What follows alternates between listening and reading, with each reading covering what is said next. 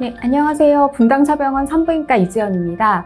오늘은 제왕절개 후에 수술 부위 흉터 관리법에 대해서 말씀드리겠습니다.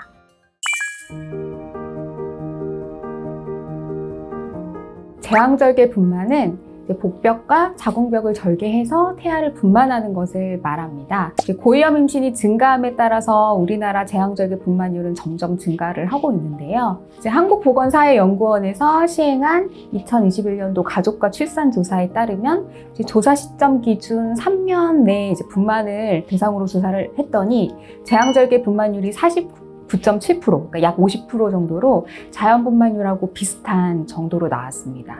제왕절개를 할 때 피부절개는 임신부의 몸 상태랑 태아의 머리 크기를 고려를 해가지고 보통 가로로 한 10에서 15cm 정도 절개를 하는데 상황에 따라서 세로로 절개를 하기도 합니다. 미용적인 측면에서는 가로 절개가 유리하기 때문에 대부분은 그렇게 진행을 하고 있습니다. 수술하고 약 한 5일 정도 후에 실밥을 제거를 하는데요. 요즘은 녹는 실을 사용해서 표피 바로 밑을 봉합을 하고 피부 겉으로는 실을 남기지 않는 경우도 많은데 이 경우에는 실밥 제거를 하지 않습니다. 만약에 실밥을 제거를 해야 되는 경우라면 제거한 뒤에 피부 표면이 어느 정도 아무는데 한 1주 정도 걸리게 됩니다. 수술 부위 흉터가 옅어지는 기간은 대략 한 6에서 8개월 정도 소요가 되는데요. 흉터의 모양하고 정도는 개개인에 따라서 다를 수가 있습니다. 같은 방식으로 동일하게 같은 부위에 절개를 했어도 흉터의 크기나 굵기, 색깔 이런 것들이 차이가 있게 되는데요. 특히 피부가 재생이 되면서 주변 피부랑 다른 색깔의 피부가 나타나거나 주변 피부층보다 두껍게 올라오면 비후성 반응이나 켈로이드 흉터일 수가 있는데요. 둘 다 초기에는 비슷한 모양으로 보입니다. 비후성 반응은 시간이 지나면 작아지고 사라지지만 켈로이드는 한 1년 정도 지나도 크기가 줄지 않고 계속 남아있게 됩니다. 둘을 구분을 하자면 비후성 반응은 원래 상처를 넘어서지 않는 그 흉터이고 비후성 반응이 상처 부위를 넘어서면 우리가 켈로이드라고 보는데요. 그렇지만 저절로 없어지지 않는 흉터가 계속 나한테 고통을 준다면 그 켈로이드라고 보는 게 맞고 그에 준해서 치료를 해야 좋습니다. 비후성 반응과 켈로이드를 구분하는 건 사실 임상적으로는 큰 의미가 없고 둘 다 초기 관리가 매우 중요하다고 생각할 수 있겠습니다. 수술 부위 흉터 관리는 실밥을 제거한 이후에 바로 시작하는 것이 흉터가 아무는 데 도움이 되는데요. 집에서는 흉터 용고나 수분 밴드를 부착해서 관리해 주시는 것이 좋습니다. 앞서 말씀드린 비후성 반응은 수술 후에 1-2달 사이 이렇게 수술 부위가 튀어나온 그런 증상으로 나타날 수 있기 때문에 이 시기에는 꼼꼼한 관리가 필요합니다. 혹시 차도가 없다라고 느껴지더라도 연고나 수분밴드를 한 3개월 이상 꾸준히 사용하는 것이 추천이 되는데요.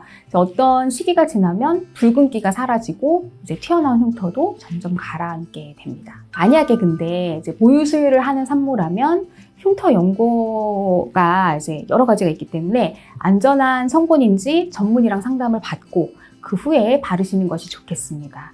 이 외에도 가급적이면 흉터 부위를 압박하지 않는 편안한 옷을 착용하시는 것을 저희가 추천을 하고 있고요. 직접적인 자외선 노출을 받으면 흉터 부위가 착색이 될 수가 있어서 조심을 하셔야 되고 흉터 부위가 건조하지 않게 로션이나 크림을 자주 바르면서 보습에 신경 쓰는 것이 좋습니다.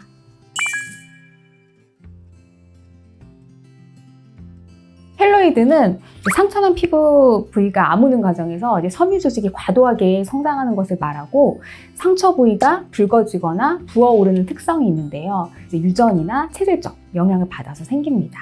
켈로이드를 저희가 조직학적으로 분석을 하면 매우 두꺼운 이오시니필릭 콜라겐 다발이 발견이 되거나 콜라겐 섬유가 무작위로 배열이 되어 있습니다. 켈로이드는 미용상 보기 좋지 않은 것 외에도 또 가렵고 통증을 유발할 수 있고 또 저절로 없어지지 않기 때문에 되도록이면 빠른 시일 내에 치료를 해야 효과가 좋습니다. 저희 병원에서는 제왕절개 수술을 받으신 산모에 켈로이드 흉터가 생기지 않도록 분만 직후 흉터 예방 방사선 치료를 제공을 하고 있는데요.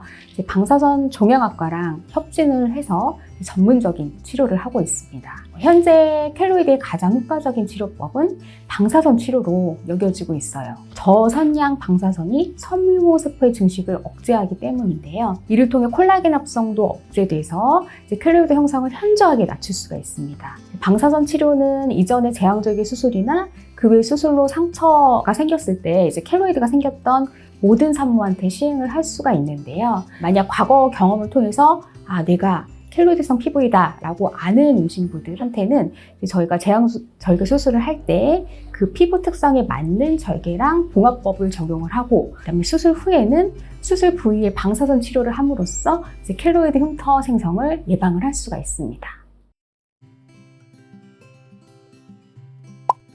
수술 후 3일 내에 시작을 해서 매일 1회 3일 동안 치료를 합니다. 편안하게 장비에 누워서 치료를 받을 수 있는데요. 피부 표면에서 약 한 1cm 정도 깊이로 얕게 조사가 되는 저선량 방사선을 사용하기 때문에 복부 장기에는 영향을 미치지 않고 신체에 남아있지 않는 안전한 치료법입니다.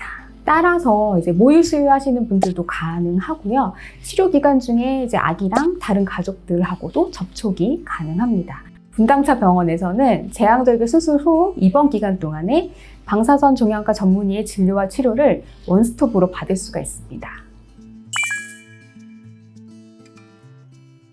흉터를 완화하는 스테로이드 주사랑 레이저 요법, 냉동 요법, 이런 여러 가지 방법이 있는데요. 레이저 요법은 요즘 피부과에서 당일 시술로 가능하고 약 1시간 정도 시간이 소요가 되는데, 흉터의 정도를 파악한 뒤에 국소 마취제를 도포를 하고 레이저 시술 후에 진정 치료를 진행을 합니다. 흉터는 초기에 시술하는 것이 보다 좋은 효과를 낼 수 있다고 알려져 있고, 수술 후 한 3에서 4주 후부터 시작해서 한 달 간격으로 한 3에서 5회 정도 시행을 합니다. 레이저 치료 후에는 일시적인 붉어짐과 부종이 한 주 정도 있을 수 있지만 일상생활에는 지장이 없습니다. 다만 중요한 거는 켈로이드 흉터에서 레이저 요법은 치료 효과가 좀 제한적이거나 재발 확률이 방사선 치료 대비 상대적으로 높은 것으로 알려져 있습니다. 그래서 여러 치료를 받은 후에도 켈로이드 흉터가 재발을 한다면 수술적으로 먼저 흉터를 제거하고 이어서 바로 방사선 치료를 받는 것이 좋습니다. 오늘은 제왕절개 후에 생기는 흉터 관리랑 치료법에 대해서 알려드렸는데요. 이번 영상을 통해서 수술 흉터에서 벗어나시는데 큰 도움이 되기를 바랍니다. 감사합니다.